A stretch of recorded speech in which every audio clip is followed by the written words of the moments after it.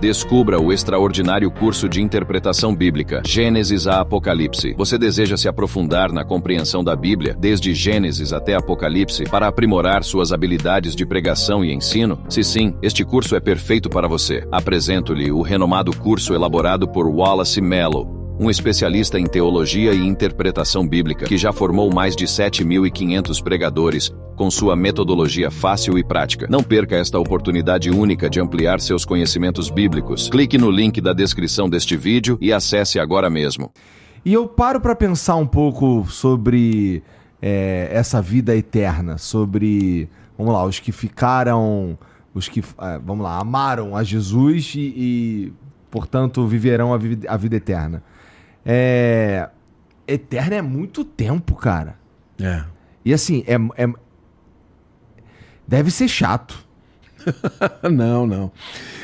Veja, a Bíblia diz assim: a vida eterna é esta, que te conheçam como único Deus.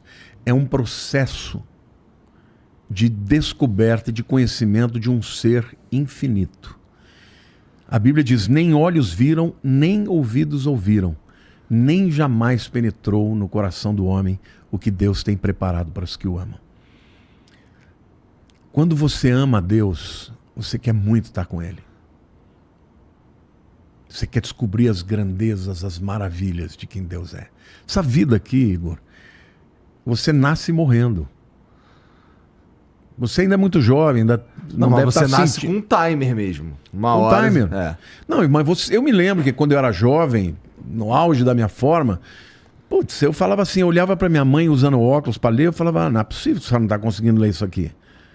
Hoje eu não consigo ler, eu tenho que fazer assim, quer dizer, vai tudo deteriorando. E o próprio universo, você conhece a lei da entropia, né? A segunda lei de Newton, que tudo vai estragando, vai tudo deteriorando.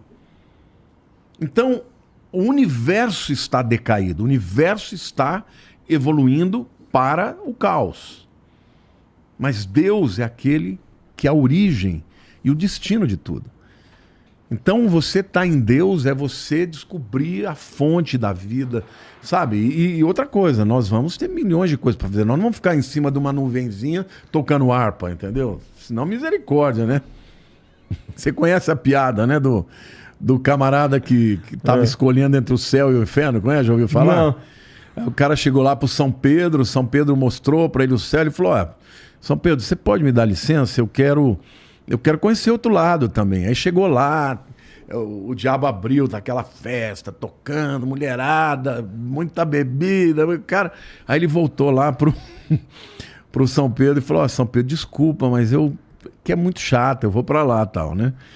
Aí o diabo, quando o cara entrou, fechou a porta, era tudo ruim, ele tinha que limpar os baldes de estrume todo dia, tinha que escolher se ia comer, se ia fazer. Ele falou: pô, mas como é que você faz isso? Você me mostrou uma coisa completamente diferente. Mas naquela hora eu estava em campanha, agora isso aqui é a realidade.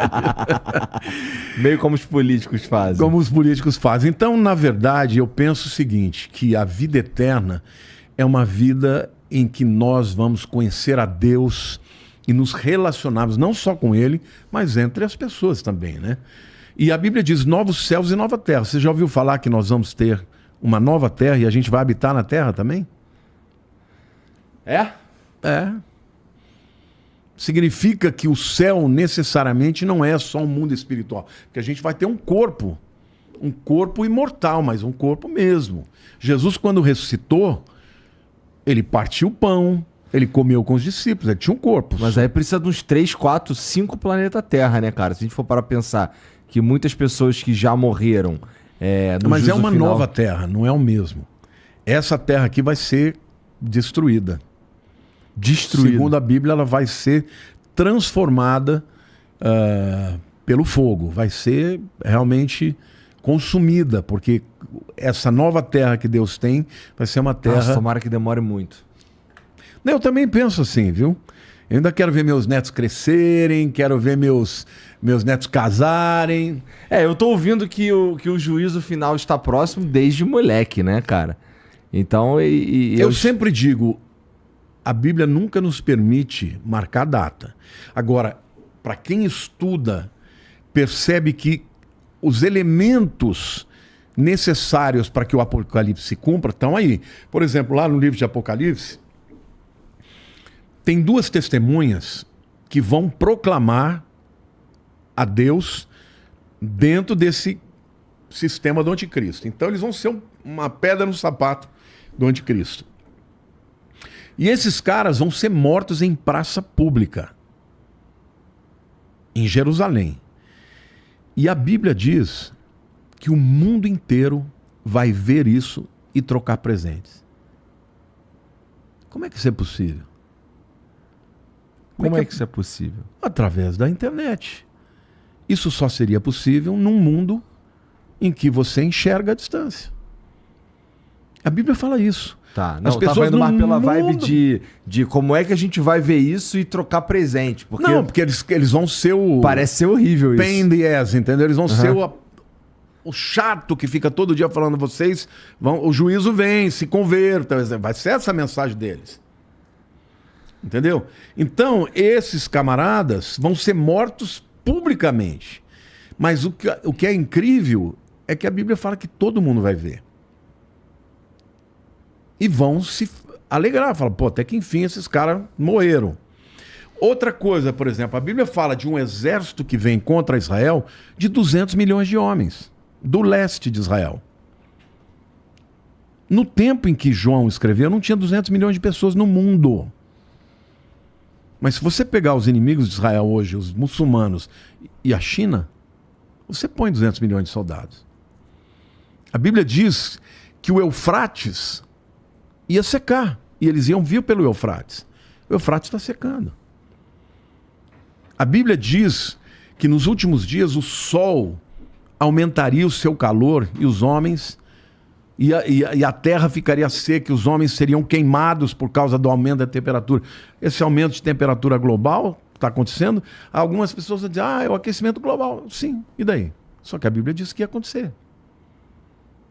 Então, o Apocalipse ele fala de coisas que não fazem nenhum sentido no tempo em que João escreveu, porque não era para aquela época. Agora, você quer ver uma outra coisa? Israel. Israel é o centro de tudo. Quando Israel foi espalhado pelas nações, isso aconteceu em duas épocas. No ano 70, depois de Cristo, veio por causa de uma revolta chamada Revolta dos Zelotes, que eles não aceitavam os romanos.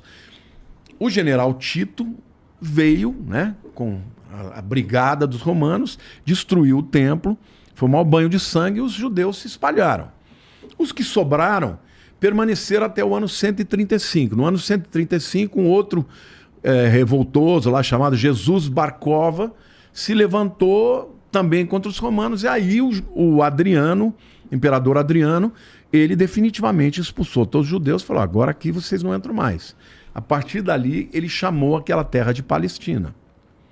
Então os judeus ficaram espalhados pelo mundo. Acontece que tinha um profeta chamado Ezequiel, que 2.500 anos atrás disse que Deus iria trazer o povo de Israel de volta para sua terra de todas as nações. Aí alguns teólogos vão dizer, não, ele está falando do exílio babilônico, que aconteceu, né, por volta... Nabucodonosor entrou em 586, invadiu e tal, levou o povo cativo. Só que foi só para a Babilônia. Ezequiel ele fala que ele ia levar o povo de todas as nações. Alguns teólogos liam aquilo e falam, Israel nunca mais vai voltar a existir. Não só voltou a existir, como Deus trouxe de todas as nações depois do Holocausto e fez uma coisa que não existe no mundo, que é fazer uma língua morta renascer. Hoje o hebraico que se fala em Israel é o hebraico bíblico. Claro, tem palavras que são de agora, aeroporto, né? Tem Sadeha Teufá, mas você pode falar airport também, né? Então tem palavras que não tinha naquela época, mas você lê o hebraico bíblico e você está falando uma língua que morreu e 2.000 anos depois ela foi renascida. Isso tudo porque a Bíblia diz. E ainda Isaías fala assim, pode uma nação renascer num só dia? Sim, pois eu farei o meu povo vir de todas as terras e num dia eles vão renascer. E foi num dia. no dia 14 de maio de 1948, numa casa em Tel Aviv, na época do Davi Ben-Gurion, que depois se tornou o primeiro presidente, porque em dezembro de 47, o mundo estava, assim, sabe, estupefato com o que tinha acontecido com o Holocausto. Aquelas valas de um monte de pessoas lançadas, 6 milhões de judeus, né? A solução final, aquela coisa horrorosa. Então, o mundo estava dizendo, nós temos que resolver. Mataram 1/3 da população de judeus. Os judeus entravam nos navios, iam para as nações, ninguém recebia, mandava embora. Aí a ONU chegou e falou, não tem jeito, nós temos que resolver isso. Fizeram um plano chamado de plano de partilha, onde que eles pegavam a Palestina e davam a pior parte para os judeus e davam a melhor parte para os palestinos. Foi aprovado com um voto, voto de Minerva, inclusive do nosso Oswaldo Aranha, só que a ONU aprovou, mas não fez acontecer. Então, de dezembro até 14 de maio, ninguém fez nada, ia ficar por isso mesmo. Porque as nações da Liga Árabe não aceitaram, pressionaram. E aí o Davi Ben-Gurion juntou ali um grupinho de pessoas, fez uma transmissão de rádio ao vivo e falou, ó, hoje nasce o Estado Independente de Israel. Num dia, como a Bíblia disse. No dia seguinte, começou a Guerra da Independência. Todas as nações árabes contra Israel. Agora pensa, num povo que tinha vindo, refugiados, que não tinham armas, que não tinham nada, e esses camaradas em 1 ano e meio venceram todo mundo. Ao final daquela guerra, Israel tinha aumentado o seu território. Mão de Deus. Existe um documentário chamado Against All Odds, contra todas as probabilidades, que foi feita por um jornalista do New York Times, um judeu, nem religioso o cara é. Esse camarada foi e fez um monte de perguntas para tanto árabes quanto judeus, que participaram tanto da Guerra da Independência e depois da Guerra dos 6 Dias, que aconteceu em 67, junho de 67. Sabe o que acontecia? Os camaradas diziam assim, ó, a gente ia soltar foguete, não fazia, não soltava. A gente ia tentar comunicação, não dava. E a hora que a gente viu, os judeus já vinham e tomavam a gente. Então, houve intervenções. Tem até um testemunho que eu achei incrível. Um árabe diz que viu o pai Abraão olhando feio para ele, dizendo assim, não faça isso. Abu Ibrahim. E os caras, assim, com um destacamento para pegar um grupo de judeus que estava coado, os caras foram embora porque tiveram uma visão.